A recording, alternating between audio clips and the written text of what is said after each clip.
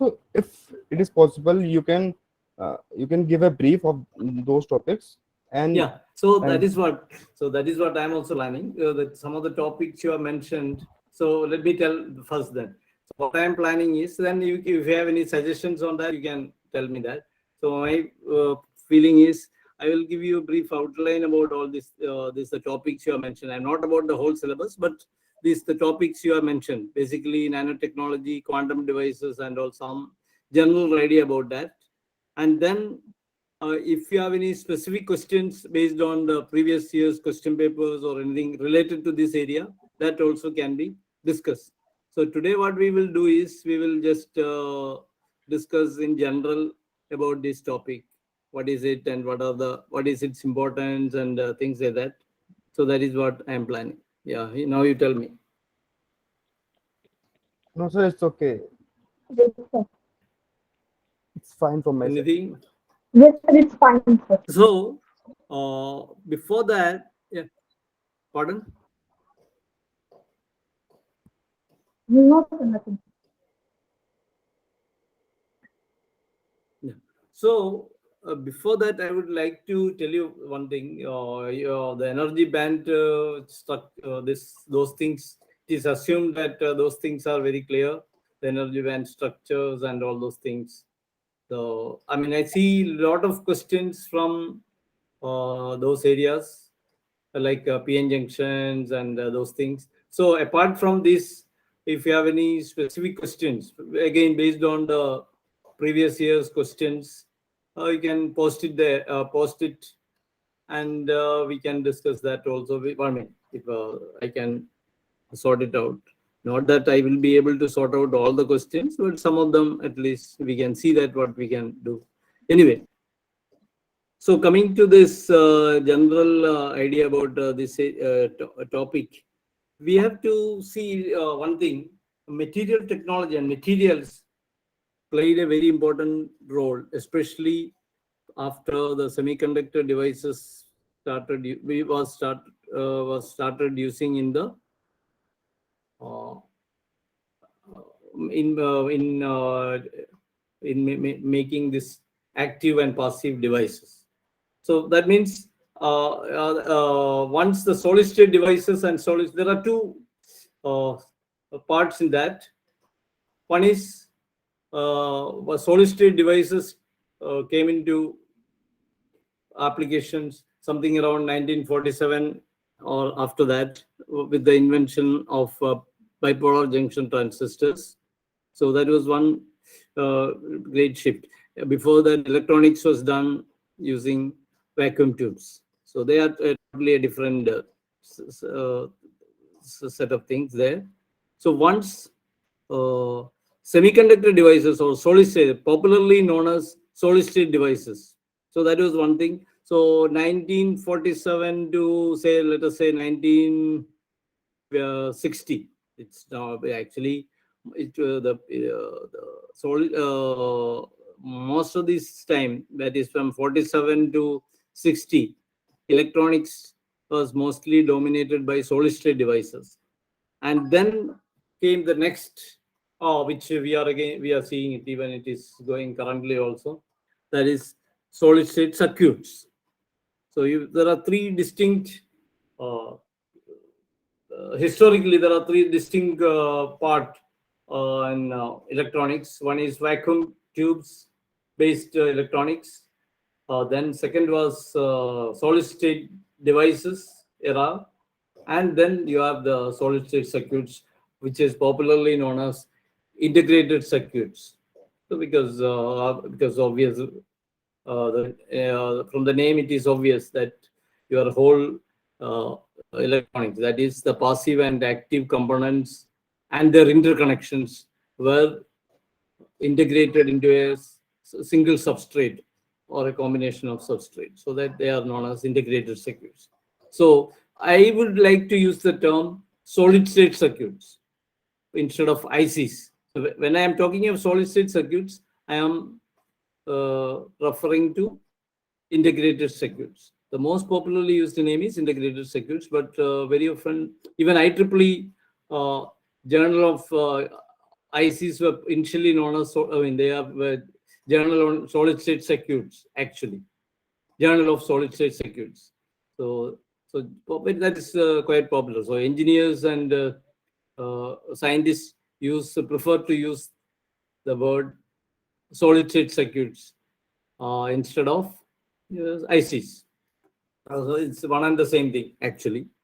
And then you have, before that, you had the solid state devices as opposed to vacuum tube devices, because solid state devices means a devices made of mostly semiconductor material. So of course metals were also there, metal semiconductors and all those things, but dominated by semiconductor materials. So the solid state materials, especially the semiconductors, played a very important role in our modern technology. So that means that brings us to the materials, actually. So the materials, the role of materials in all these, this IT revolution is very important. Now here I would like to recall or remind you my very first lectures in the device physics. There we talk of first thing to come our mind is from the application point of view, the energy band picture, the origin of energy band, how material, this solid state, especially this is one of the major attributes to this solid state materials, actually. Certain class of solid state materials exhibit certain type of energy. All solid state materials, especially crystalline materials. Again, solid state material could be in three forms. These are all covered, but I'm just quickly revising it. So you can refer to my first lecture, that was device engineering, device physics for engineers. That first one or two lectures you can listen. So it was covered there. So there you will see that materials, solid state materials are three types. One is crystalline, other one is your amorphous, and what is the third one? Any idea?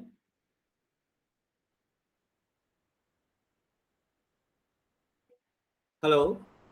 Uh, Yeah. no, Are you nothing, able not to hear remember. me?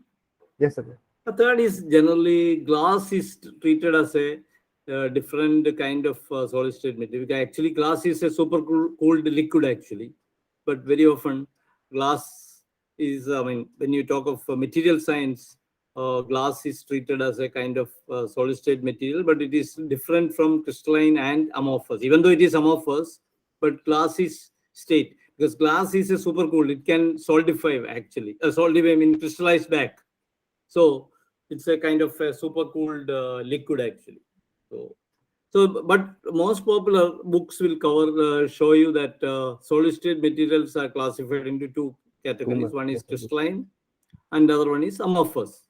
So crystalline materials have certain periodicity in their structure.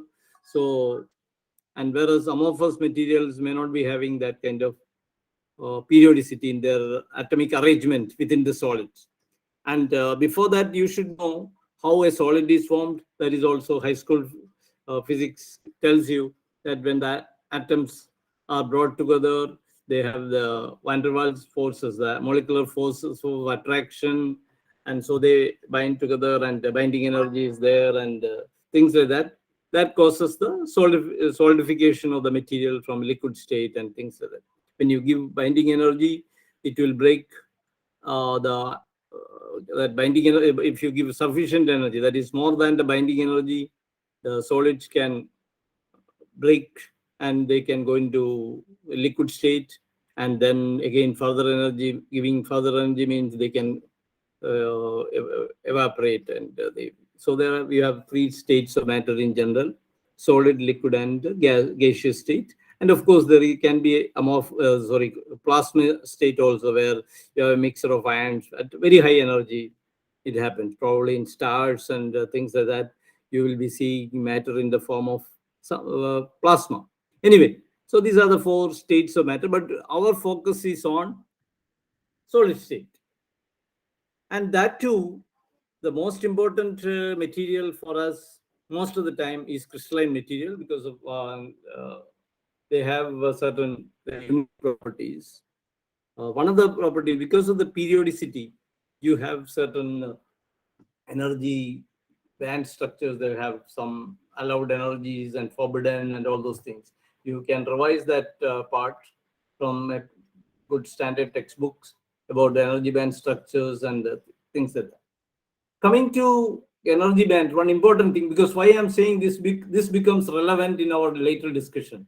So, how the energy band is formed, it depends on two factors. Do you know what are the factors on which energy band depends on? Yes. One is the number of states, like 4 and 4 in silicon. They Yeah, recommend. it is one is the atomic number, or the atom. I mean, the element which is involved in that. And what is the second one?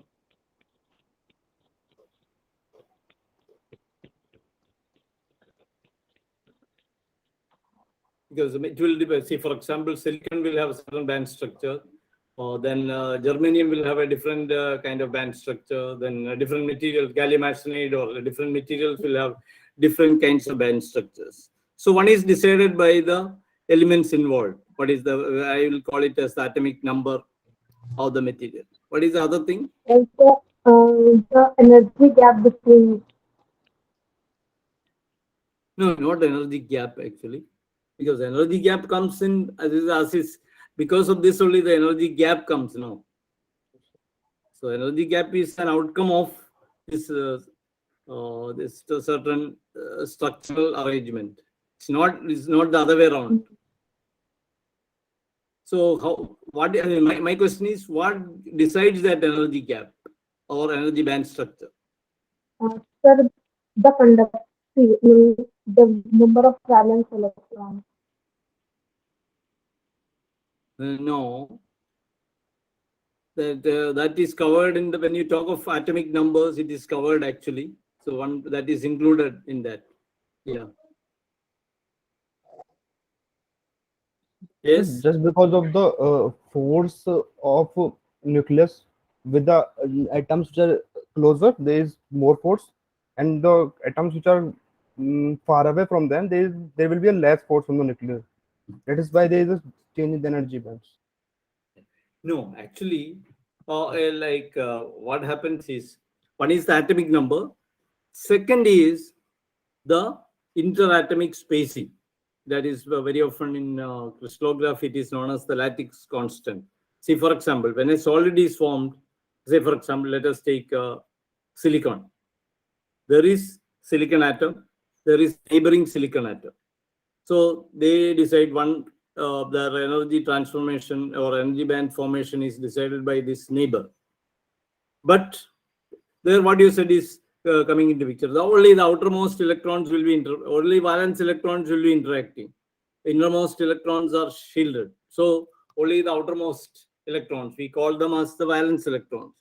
So energy band is basically formed by the valence electrons. So that is one thing. Now the second thing is, how much is the interatomic spacing? That means between one silicon atom to the other silicon atom. How much is the distance? This is very important, because nature has given you this is popularly known as the lattice constant in crystallography.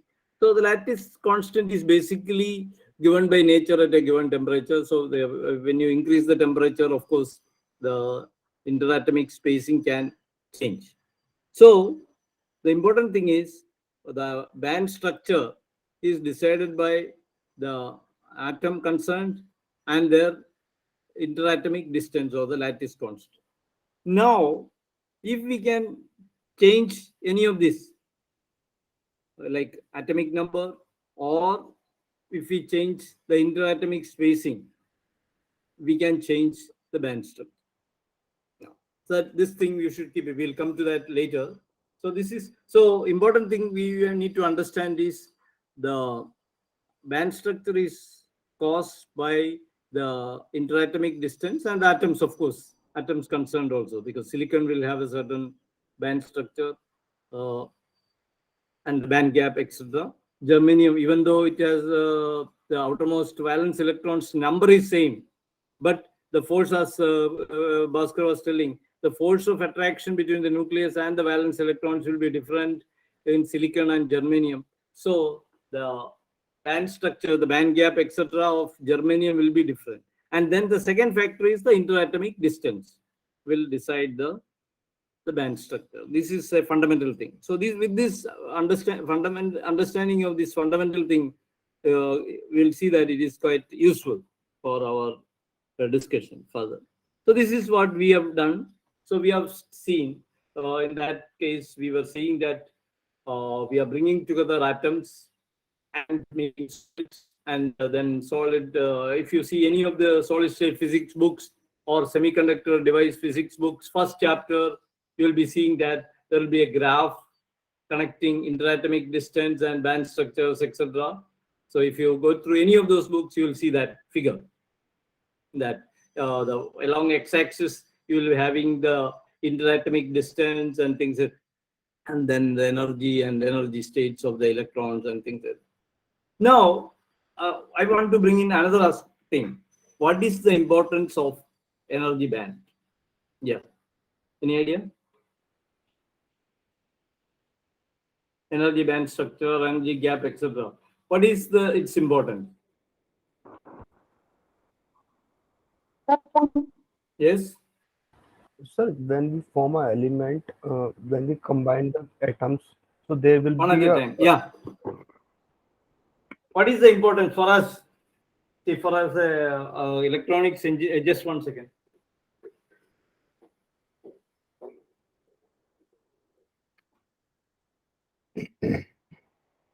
What is the importance of energy band structure from the electronics engineer's point of view? Physicists, of course, will have certain interest to understand the material and things like that. But from the application point of view, so that is from engineering point of view, what is the importance of energy band structure? so for conductivity purpose.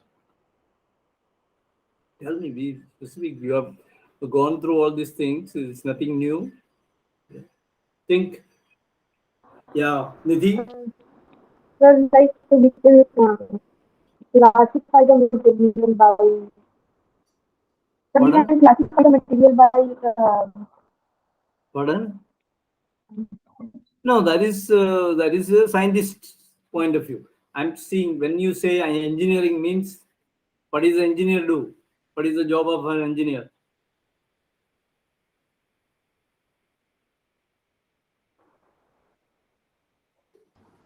Design something. to design to design a device. Why we study energy band structure? Yeah. Why we? Pardon? To design a device, engineers.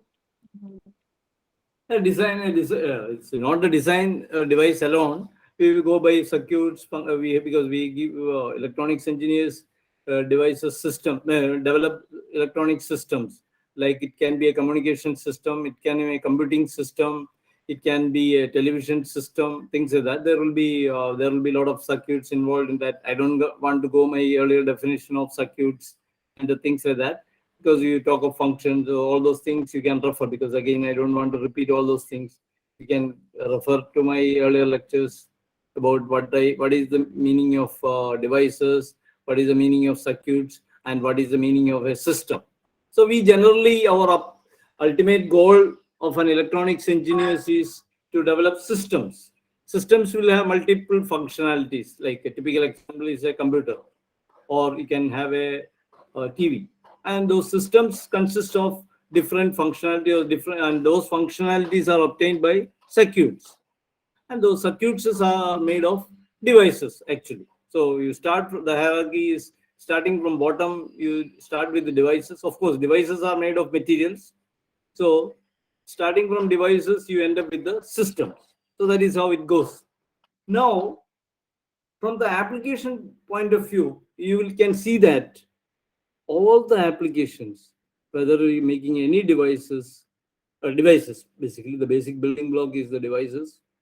The device is decided by the energy band. Of course, we will be bringing in conductivity and the things like that. Conductivity of the material is decided by the energy band and energy band structures. Then, so energy band decides the conductivity and other application or device design or device applications. How a device can, or what kind of performance a device can give, is given by its energy band structure. And one of the, in the case of electronic devices, it may not be that very obvious. But if you take a optoelectronic devices, for example, a semiconductor lasers or a simple LED, or you talk of a photodiode or a solar cell, it's more obvious because energy gap structures, energy band gap decides its emission wavelength. In the case of photodiode, the absorption wavelength, etc. So it is critically dependent on that. Even in the case of other devices, also it depends on the energy band structure. So the conductivity, especially the carrier concentration, etc., depends on the energy band structure. So the energy band structure play a very important role in the functioning of the device. Here there is a problem. The problem is we were at the mercy of nature, because nature has provided us some materials like silicon, germanium, etc. Later on, we have added some effort, we have added gallium arsenide also, the compound, because you have two types of semiconductors. One is you have elemental semiconductors like silicon, germanium, etc. Then you have a little bit of understanding helped us in getting gallium arsenide, gallium phosphide, and things like that. So that was added to our kitty, actually. And then we have if you look into the metallurgy, also same thing happened. You have elemental metals. Then we had what happened in metallurgy? You had elemental metals like copper, zinc, aluminum, iron, etc. were there. So what is the next thing happened in metallurgy? Yeah. Alloys. Yeah, alloying. So actually, we have found that if you combine metals, you can get very useful other different types of materials. So alloying was done. It's a solid solution actually, by making solid solutions like mixing one metal with other metal. You have brass is an example. There are different alloys are there. Even steel, you have all kinds of mixing is there. We mix chromium. Then you have seen that cast iron, then steel, there is a big difference in the iron and their properties, etc. So that way, we have explored that. So there was alloying was a very important technique we have developed. Similarly, little bit in the case of gallium arsenide, we have, and the compound semiconductors, we have done some manipulation. That is, of course, alloying is it's not a chemical composition, whereas in the case of gallium arsenide, gallium phosphide, it is chemical chemistry is involved. So that way it's different, because the solution, when your solution is formed, there is nothing, no chemical reaction is involved. So they independent materials. So some manipulation we could do. So that way we got some new materials other than naturally occurring. Gallium arsenide is not a naturally occurring, it's a human-made material. Similarly, many compound semiconductors, and that helped us in, because as far as the optoelectronics is concerned, like optoelectronic devices like LED, semiconductor lasers, etc. So they cannot be made with silicon or germanium. So gallium arsenide play a very important role in the beginning days, and many other gallium compounds, gallium phosphide, then indium phosphide, and a variety of cadmium sulfide. It's a variety of compound semiconductors you can see.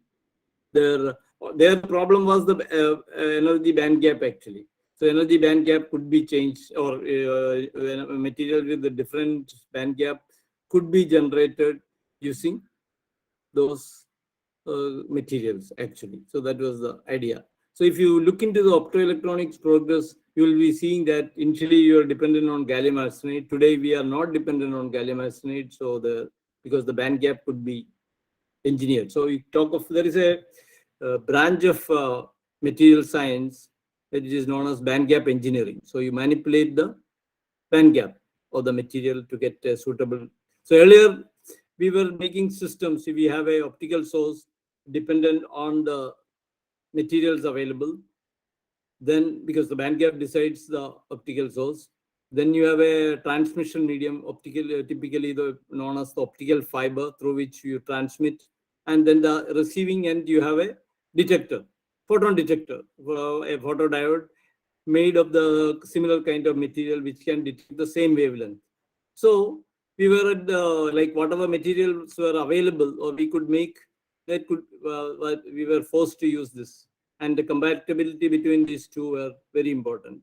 That was but today we are there was a problem. It was found that most of the, say suppose you are using gallium arsenide, then optical fibers which were developed initially, there were a huge loss because the optical losses were maximum for that, it was high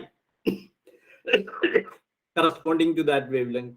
So losses were very high. So if the wavelength could be shifted, then we could reduce the, so that means we need to do the band gap engineering and things like that.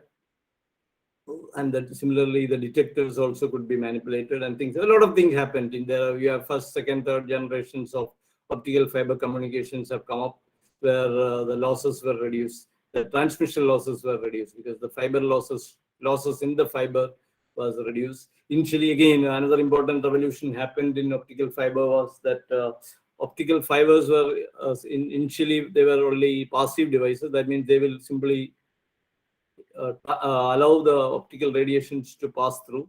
There was no amplification possible. Later on, now optical fibers with amplification properties are available. Optical amplification, that means photons can be amplified, not the electronic amplification. Earlier days, what was done was signals were electronically amplified. That means first you convert the optical radiation into electrical one, then electronically you amplify them, then convert again to photons and then transmit through the optical fiber. So that is not necessary now. We have the optical amplifiers are available where the photons can be amplified. So things like that. So a lot of things happen there also. So what I want to give emphasize is that this band gap engineering is very important. Now this is one thing. So if we can manipulate with the band gap and band structure of the material, a lot of things can happen. Lot of new applications, very novel devices can be obtained. Now that is possible. So this has happened. As I said earlier, the interatomic distance and who is your neighbor will decide the energy band structure. So one of the earliest example is if we introduce in silicon, for example, if we can introduce your germanium into it, it was found that its properties can be changed. Actually, this was used in the 45 nanometer node. Actually, the channel region silicon layer was in the silicon layer, germanium was introduced. So that is, mind you, this is known as alloying. Actually, the percentage of germanium. See, there are, when you talk of semiconductors, you have two kinds of things. One is doping. You introduce a small amount of element. Typically, this silicon, the dopant will be from fifth group or third group, because silicon is from the fourth group, so they can get either donors or acceptors. Whereas if you introduce germanium, then it was seen that there was a change in the electrical properties. So very popularly known as the strained silicon. So this is where what I said earlier. the interatomic spacing and the neighbor is changing its electrical properties. So this was done. It was very easy to do that. But now we have reached a level where we can change the neighbors, and then we can change the interatomic spacing between the neighbors. Both the things can be manipulated. So it's a classic case of band gap engineering possible. And so now what we can do is we decide the applications. So then we tailor make the material for that. Earlier days it was opposite way. See, the whatever we were at the mercy of the nature. So whatever materials were available, we have to use them for our applications. Now it is not like that. We can see the applications, and then from there we can develop the material, and then we can go for the fabrication of that material and things. So the technology is available. So that is one thing. Second thing is, here when we talk of nanotechnology or quantum devices, we are going in the opposite way. See, for example, earlier we talked of solid state material where you have a large concentration of material is available. Whereas when we talk of this nanotechnology or quantum devices, the number of materials or the number is reduced. Like you are going from, you are playing with few atoms. That is one thing. Then going back to its atomic state and things like that. So, but with a difference, because the neighboring atom could be different. The neighbors, interatomic distance between the neighbors could be manipulated. It's things like that. So this can be done either electrically or physically. So you can physically keep a neighbor close to. That is what we have done in silicon germanium. We have we replaced the silicon with germanium, so it has been strained because a strange atom is coming, so it is a little bit of strain is created, but it helps in its electrical properties actually. So that is what is happening in quantum devices or nanoelectronic devices. The size, that is one thing. Of course, I don't like the word size here, even though many people talk in terms of dimensions. Actually, when the dimensions comes to nanometers, we talk of nanotechnology and things like that. Actually, it is not about the size. Actually, it is a change in physics. That is other aspect we have to see. So the most important thing is we could find novel applications by manipulating the material properties. So that was the thing. Actually, it's not that for the fun of doing something we are doing. We are seeing from the engineering perspective that we can develop materials depending upon the applications. So that is one thing. So we are dealing with atoms or few cluster of atoms and their neighbors and all those things. So you can engineer your band gap or band structure. So that is one thing. So you can start with actually, and then very often we talk of confinement of carriers actually, because physically you can confine the carriers. So then you are restricting the carriers. Then we have the energy band structure get affected actually. So you talk of discretization of energy and things like that. Depending upon which what kind of carrier confinement is there, you have three classes of devices actually. One is, if you have only carriers can move in two dimensions, it is free to move, whereas in the one direction they are restricted, then they are known as quantum wells. So it is like a carrier sitting in a well, but whereas other two directions it can move freely. So then it is like in the ordinary normal materials are 3D materials. So this is quantum well, where one direction there is some carrier confinement, or carrier confinement means they are restricted. So that kind of devices or materials are known as quantum well devices. Then if you introduce restrictions in two directions, then you have quantum wires. So, and if you have restriction in all three directions, you have the quantum dot. Quantum dot is like an atom actually. So sometimes people call it as artificial atom, or sometimes you call it as zero dimensional devices and things like that. So these are the three kinds of devices which we deal with in nano electronics, or in quantum devices. You have three kinds of devices. So it comes about through the carrier confinement. Yeah. So each one, a lot of applications are there in quantum wells. There are these quantum wells are very popularly used in making lasers. Quantum well lasers are very popularly used. Then you have quantum wires. So there for like best example of a quantum wire is CNT, carbon nanotube. Even though it is known as like carbon was always given a different name, like chemistry based on carbon compounds were known as organic chemistry. Similarly, even though it's a quantum wire, very often carbon wire and that dimensions are known as carbon nanotube. Then you have flattened carbon nanotube is known as, it's again graphene. So graphene has it is a 2D device, a 2D material, so they can be used for various applications and the things like that.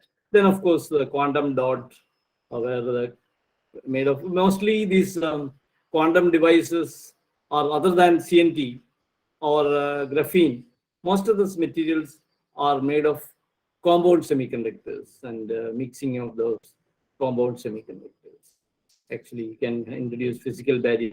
So very often we talk of heterostructures and things like that. I just take a break, 1 minute break. I'm just coming.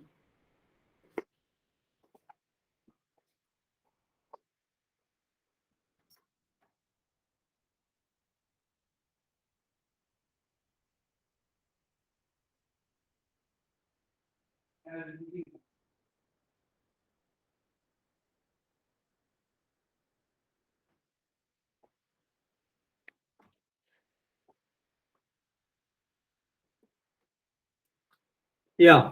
Hello. Yes, sir. Now you tell me. Did you understand anything which we are talking of? Yes, yes. Yeah. Now your question time. Whatever we have discussed. What do you understand? What do you need further clarification and things like that? Yeah. Doubt is quantum dots. But Hmm. can you explain it further? What, What is the question? sir, the applications of quantum dots, like when they are confined from all directions, what are they used for? Yeah. So quantum dots actually this using quantum dots, there are even computer architectures are made actually. So there actually what happens is new quantum based, like you might have heard of quantum, this quantum computing. So there, I mean, see, I don't know the exact more details about it. Like the thing is, using quantum dots, you can make computing architectures where normal computing is based on binary, like 0 1. So there's in quantum computing, you have multi-level qubits. So this new architecture of computing is could be formed using quantum dots actually. We can see that actually, but I mean, I don't have the details with me right now, but quantum dots are used for computing architectures, making faster computers, like basically, maybe of course it's only on the research level actually, very limited computing has been done using this one, but then quantum dots can be used for that. Okay, Yeah. Any other things, Bhaskar? Like, sir, when we are reducing the dimensions or all those things, making the multi-layer structures, and then why we are going toward the quantum mechanics, like we No, are it's you're not saying that that we want to it's go. compounding. See, this is another way of saying is my Uh, Another way of seeing it is, my favorite is, if you can't win an enemy, you join the enemy. Actually, in electronics, what was happening was we were reducing the dimensions. We were going from, we have seen that because of the demand of the Moore's law and the performance and the node, we were going from millimeters to microns to nanometers. When we reduce this, physics is going to change. Okay. Yes, sir. When you are reducing the dimensions, because the electron will not behave like a particle, you have the wave, you have to consider the wave nature of the electrons, or we say that the quantum physics has to be considered when the dimensions are reduced. Okay. Okay, okay.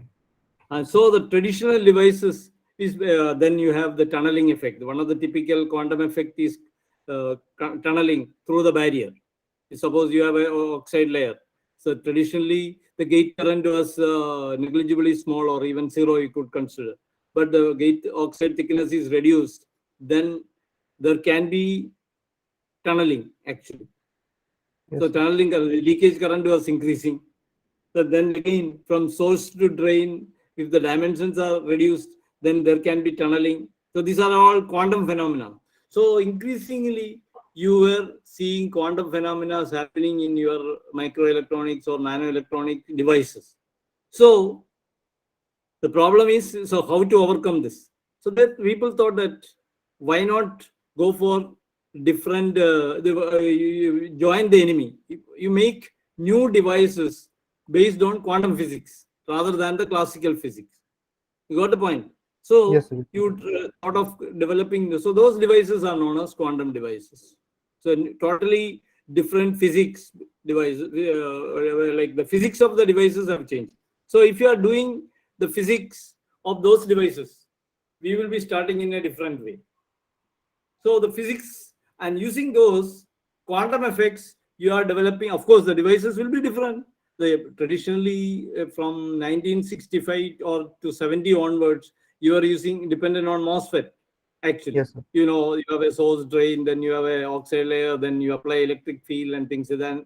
Only thing you are doing was you are reducing its dimensions and things like that. But the basic device was the same, MOSFET. Now, actually, after this, if we have reached now 7 nanometer, even people have come out with 3 nanometer nodes actually. So after that, if your atomic layer is only left, then and you have all these quantum effects coming into picture. So this MOSFET cannot survive actually. Okay. Yes, sir. So that so people thought that why not make a new device architecture or new devices itself, and its physics could be, and you can use quantum physics for developing that devices, and that is the idea of quantum devices. Quantum well devices can be used. Quantum, for example, the one of the classic example is computing. Actually, computing actually. So another thing is, another important thing we were happening with my electronics is, the more the better. Actually, what we are doing is, what you are doing as per the Moore's law, what you are doing is you are putting more and more people to task actually. So you are putting more, say 1 millimeter area, you are putting billions of transistors to Yeah. increase the performance. So that is the methodology used. So now the question comes whether we want to increase the number or you want to performance only. So if you want the performance only, you can go for new architecture of computing rather than the old architecture of using binary numbers and binary computing and Neumann's architecture. You know the Neumann architecture, no? The memory-based architecture of the computing. So you go for the quantum computing, and then you don't need that much number. You see, for example, I am giving 10 people one task to do it fast. If one person can do the task, then why I should put 10 people? See what so far we were taking advantage of parallelism. 10 people doing parallelly will Really. enhance the speed. Instead of that, if one person can do that 10 persons work, I don't need 10 always. So our all electronics, so that is the philosophy of electronics will change with this kind of devices actually. Because you don't need that number actually. So far we were dependent on numbers. See, if you see different processors, you seeing that the number of the components on a processor, a microprocessor, classic example is a microprocessor, was increasing. 1 millimeter or 1 micron area, you had billions of transistors. You don't need that actually. If, for example, few quantum dots can do the same thing of 1 billion transistors. So that is thing. So instead of going for the numbers and instead of going for the traditional computing architecture, we can use these devices for better performance. So today the keyword is performance. We want improvement in the performance. Earlier days the keyword was scaling. You would go reduce the dimensions and put more and more devices. Today we don't. Now we may not talk of. Of course, still that age has not come. It is expected that beyond 2030 or 2040, this kind of things will happen where you will be going for new device architectures and new materials and new computing architectures. That is the idea. So it's not that we have the capability of doing it today. Earlier we didn't have, so we were dependent on Moore's law, scaling, and things like that. Is it okay? Okay, sir. Got it. So actually, it is going to be. I mean, of course, there are many nanotechnology-based devices are already there in the market.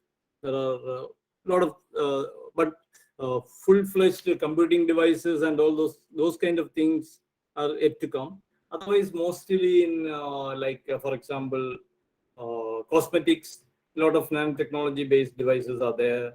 Cosmetics is a very lucrative business. Then you have this what is called this wrinkle-free shirts, and along with the textile fiber, you introduce certain nanomaterials. So then you don't have to press the cloth and all those things. A lot of things are happening. Then you have this anti-reflection coating, reflective coatings. Depending upon the weather conditions, material properties will change. All sort of things are happening there. Actually, here we are focusing our attention only to electronics part. Actually, what are the? I mean, especially in the computing, and then optoelectronics. But the scope is immense. So, and it is still emerging field actually. Many devices have come out in the market, and then, for example, another classic example is you have this vacuum microelectronics actually, where you have the vacuum technology and microelectronics are used. You have carbon nanotube is used for thermionic emission. Electrons are emitted, field emission. You apply electric field and get electrons from carbon nanotubes. This can be used for electron microscopy, etc. So you don't need large power supplies, etc. So you have field electron microscope based on CNTs and things like that. CNT has a lot of applications, so things like that. So because of those applications, we are interested. As engineers, we are interested in those materials because of that. So we have these quantum devices. So here the whole idea is you develop devices based on working. Their working is based on the quantum physics. You understand that one of the basic thing in quantum physics is you don't treat electrons as particles. You have to treat electrons as the waves. And then you invoke Schrodinger equations and the things like that. Yeah. So that is the interest. Okay.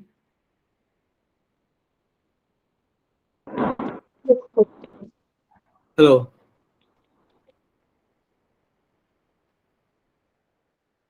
Yeah. Anything else? No, sir. Yeah. So there now I would like to know what kind of questions are asked actually. So you try to find out what are the kind of questions asked in around these topics about whether it is about, see, when you talk of nanotechnology, one or two things you should, one is the quantum devices, of course, that is quantum quantum wires and quantum dots. Second is CNT, that is the carbon nanotube. Carbon nanotube has a very unique properties. It has elastic properties. It is strength is stronger than many of the materials.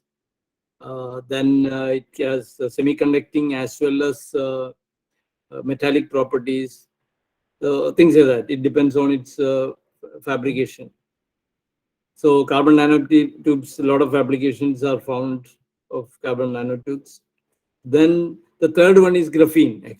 Actually, last many years people have been talking of replacing silicon with graphene. Actually, the technology has not developed. So otherwise, physics has developed, but then people have yet to develop the technology for using it in a commercial purpose, because it should be cost effective also. One of the basic advantage of microelectronics is was, and the scaling was, it was very cost effective. The cost was of performance was much less. So that is one bottleneck actually here. But graphene otherwise has very superior properties. Mobility is much higher than silicon. The material requirement is also very less, and things like that. So mobility is quite large. So graphene has a lot of advantages. So it is always seen as a potential candidate for replacing silicon, because silicon is almost on the deathbed actually. Because after 2-3 nanometers, what else it can? Even the Moore's law is on its deathbed actually.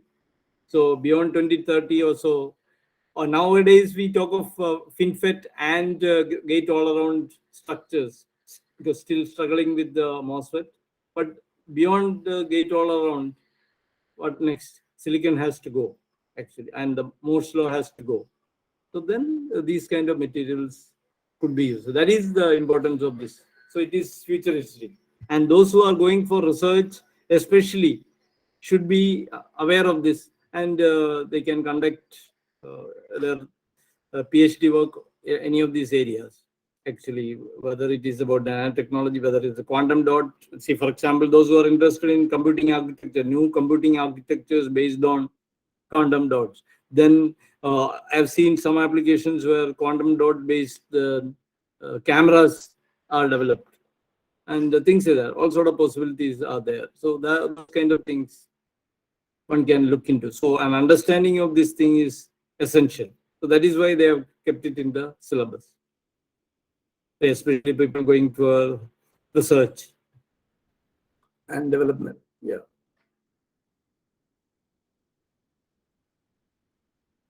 And then its modeling also become important. So understanding of physics will help you in modeling those devices.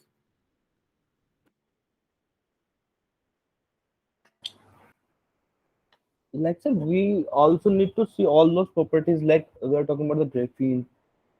Pardon? While the like we have to see all those properties like silicon have in order to like graphene we are going to use in future. Yeah. We need to see all those properties like the silicon have, the abundance of silicon have.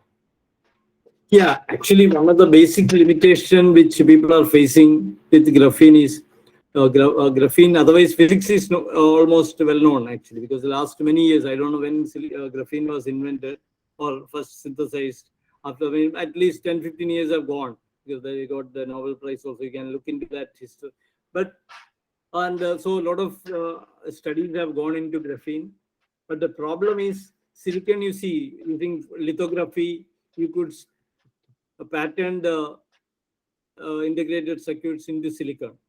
Whereas that kind of technology is said to, I mean, cost-effective technology is developed for graphene. That is still the bottleneck as far as the graphene is concerned, actually. So yeah, and then large amount of devices integrated into this graphene substrate and all those things. So those efforts are on. And there another thing is, even at 3 nanometer, silicon is doing a reasonably good job. So people still not replace silicon. That's all. But otherwise, we can talk of the technological limitation basically. Physics wise is not a limitation. The technology is the limiting factor. I mean, because the cost effective technology is also very important. In R&D lab, you can always say that, okay, this is good, this is good. But then when you large commercial production, it has to be cost effective. That is the biggest bottleneck actually. Even in our department, I have seen at least 2-3 PhDs. They were worked on graphene actually with Dinesh and Mukesh. I've seen. people who are working on this graphene-based devices and even solar cells and things like that. So a lot of almost everyone today, it is the fashion actually working on graphene actually. Yeah, so that is there. So if that physics part, a lot of work is going on, and already it is more or less understood also. Whereas the technology is the limiting factor that is saving silicon actually. Otherwise, silicon would have been replaced. So that breakthrough is yet to come. Yes, sir. Yeah.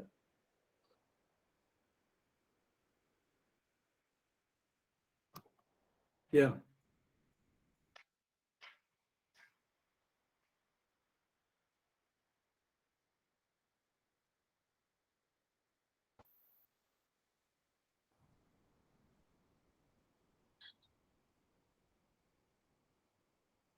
What else?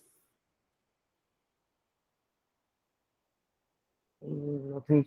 Like, sir, questions are more of basic, like, sir, and Yeah, this is all this. actually, Like, it's not because there won't be much advance because most of the universities, these things are not covered in depth actually. The nanotechnology, because you need a one full paper on that and things that most of the universities, they don't cover that actually. Those who but at the same time, most of the research are done in this actually. So when you're talking, because it is this net especially is for PhD scholarship also, no?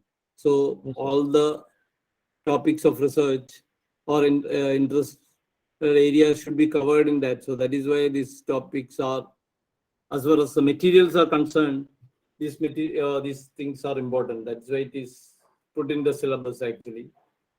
So I don't expect much in-depth questions, but few basic questions can be there and which can be easily you can answer actually. So one thing we have to understand is the carrier confinement, and other carriers can be confined by physically or electrically. So physically means you introduce by changing the band gap. Heterostructure, you have a low band gap material surrounded by a high band gap material. Then the carriers in the low band gap material is restricted within the low band. It cannot enter into the other material. Then they actually, when we talk of this is so here I would like to tell one more thing. You have when you talk of quantum wells, so you can have in a single substrate you have multiple quantum wells. Actually, many quantum wells can be formed. Then if the distance between the quantum wells are reduced, then there can be an interaction between the quantum wells. Then we talk of super lattices actually. You have a lattice structure where the neighbors are different. So they are, so such cases are known as they are multiple quantum wells, but they are known as super lattices. Normal lattices is the nature made actually. You have a neighbor and the things like that. But here we have artificially created a crystalline structure which is known as super lattices. Actually. So this is very important in, again, in nanotechnology. You create super lattices and the things like that. You can have multiple quantum wells, and this super lattices is a corollary to your multiple quantum wells. When the interatomic distance between adjacent quantum wells is small, then we talk of super lattices actually. And then this nanowires can be made of carbon. It can be made of other materials also, like silicon, and other nanowires are made of. Then nanomaterials can be of silver, then gold, etc. And very interestingly, nanomaterials like silver, then that of gold, etc., show very different properties than the bulk. Normally, when in the solid state form, they are known as bulk material. When you have nanostructures, then their properties are different. Even conductivity, then optical properties, all those properties are different actually. So they are quite useful. The silver nanoparticles are used in water filtration and many other applications. because another important thing is the surface area of these devices are very large, so they can help in filtering and things like that. So nanoparticle or nano materials are used for many of those applications also. So a lot of applications like that. So that is why these materials are given in your syllabus actually. So you should have some introductory idea. It's only introductory idea is expected, as I think, because most of the university, there's a PG level, you may not have studied much about this thing. So it is not expected that in-depth knowledge of these things. But I don't know. But I have to see. That is my feeling. So based on my experience, that is my feeling. So you should be able to attempt those questions easily with some basic understanding. So before that, to conclude, we need to see those questions actually. What are the kind of questions they have asked in the previous papers? So try to find the sample papers you have sent me. I could not find any questions related to this area. If you are able to find, you send it to me. Okay, sir. Yeah. So anything else? So what Okay. next?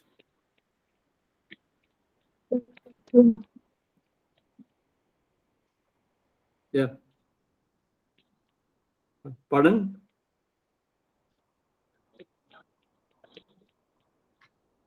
Hello. Sir, I could not hear you. wait a minute. No, you are not audible.